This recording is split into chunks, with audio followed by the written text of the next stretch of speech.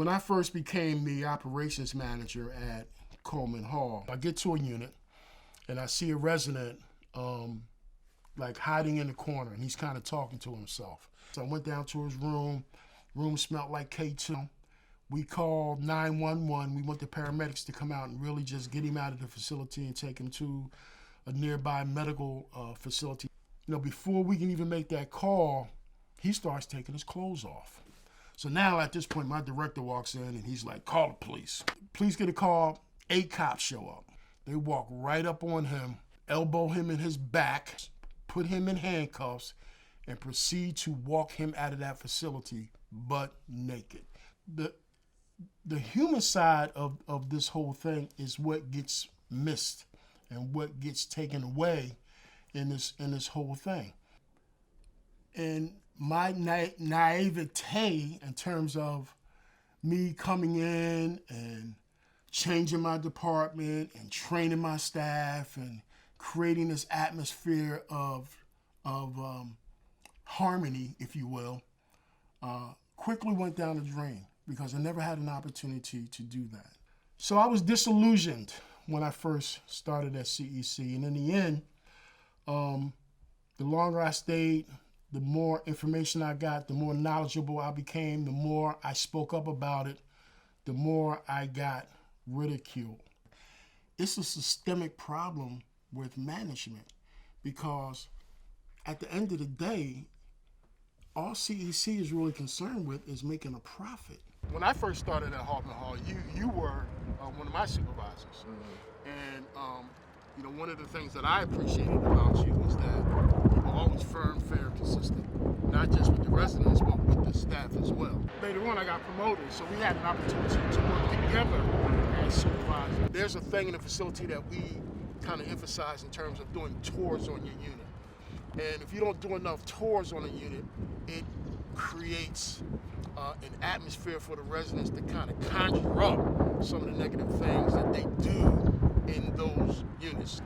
On average, the operations counselor is supposed to tour the units at least 20 to 30 minutes every, in an hour. Every 20 to 30 minutes, there's supposed to be a tour conducted.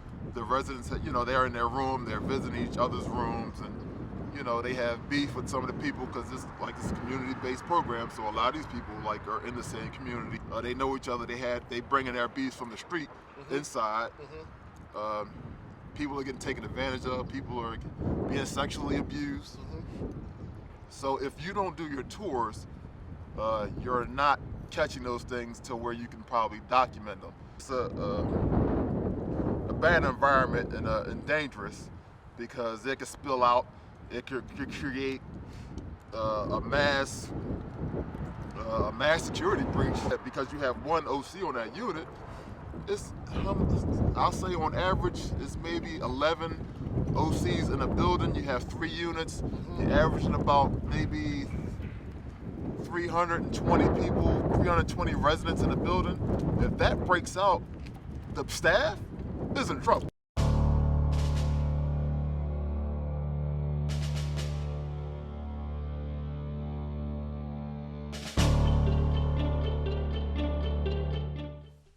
Ian is like another son to me. He is very close to my sons. He was in our house almost every day. He ate dinner with us. He was our guy. So tell us about when you first got arrested. August 31st, 2005.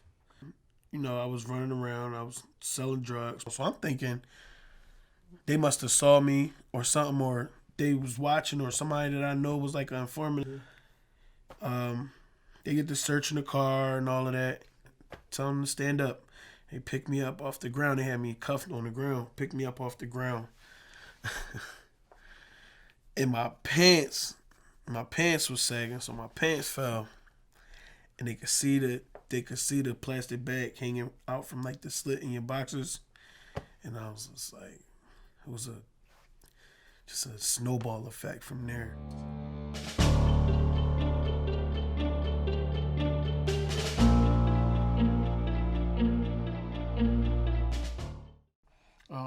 The director of Coleman Hall has no law enforcement experience in terms of dealing with residents, in terms of having kind of a human and compassionate side for staff and residents. It's not there. The residents and the staff were not treated fairly. First of all, for the staff, they were underpaid. And as far as the residents, we're under the guise of community corrections, we want to help. But in a lot of instances, like, you're devaluing them and you're not giving them some type of value. Like, as far as, I'll give you an example. When they come down for child, which is, the line move, the mill movement, you're giving them some slop. Right. There's been plenty of times where I've walked in and they're complaining, and I could smell, like, the foulness of the food. Like, I know the food's not right. Right. But you won't change it.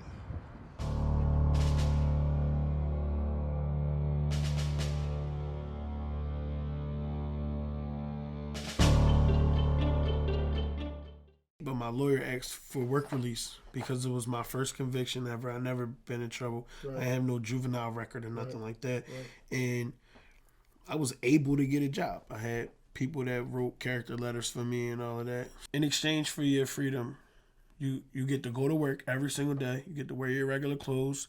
You get to see your kids sometimes. But you got to give us your whole check. And we give you $44 to survive off of for 1 week. The way they justify it is they tell you, well, you can't complain. You get a chance to see your kids and your family, and you get to walk around in your regular clothes and eat better food than the average person that's in jail. The guards could literally do anything they wanted, and their comeback was, who you going to tell? Well, the guards on the up and up. No. There's no integrity in that position. They how can they tell you no? How can they say no? Yo, I want to get a cell phone in here. How much you gonna charge me? I'm gonna charge you however much it costs for you to feel like you want to make that move. Were there any abuse by the guards to the inmates? On the girl side, there was a lot of that. Like, they used to do them girls dirty, man. My first day in jail was bad.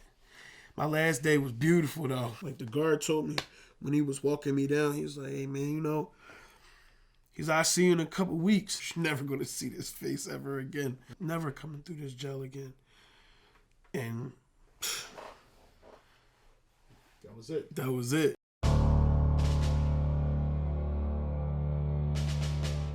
So CEC says they want to bring residents into the facility so that they can, quote unquote, rehabilitate them and get them ready for the real world when they get out, right? Absolutely. And so they purport themselves as having programs that get residents job ready. They help them with anger management. They help them with drug and alcohol issues. They help them with family issues. So do you think those things actually occurred in the facility? In my personal opinion, no, because I don't feel, because I'm not an expert in, when it comes to those matters, but I don't feel that the staff, the people they put in place to teach those things were really in a position or qualified themselves to implement those things in their life. Like, you have to care. So you under the guise of we care, but you really do have to care to affect change. So, in your opinion, we have some staff members in here that really just showed up to get a paycheck. Absolutely. And didn't really care. Right, and you can tell from their attitude and their interactions with the residents and the interaction amongst staff, you could tell you just here to collect a paycheck. This is a job. I'm out of school now. I found this, and this is what I'm gonna do. Did you witness any assaults in your tenure as a shift supervisor? Yes, I've witnessed multiple assaults, including one where I was in an altercation with myself over a mill movement. Now, when residents did get assaulted, was there proper medical treatment? Not readily available in the facility. No, there wasn't a problem at all. All they could do was like a quick patch up, and then they had to ship you out to a hospital. Talk about the drugs in the facility. The drugs in the facility. First of all, it's supposed to be a drug-free, it's supposed to be a drug and alcohol treatment center. Absolutely. Okay. And because this is my personal opinion, I don't have facts. But in my personal opinion, along with the one fact I do have, people from the outside, family members, friends, are throwing drugs over the fences. They're getting them in the mail and things of that nature. But I also feel very strongly that it's staff that's bringing in drugs because of being underpaid. Like, you're not giving them any incentive, and I don't condone it. I can understand, but I don't condone, because you took this job, and this is the responsibility you have.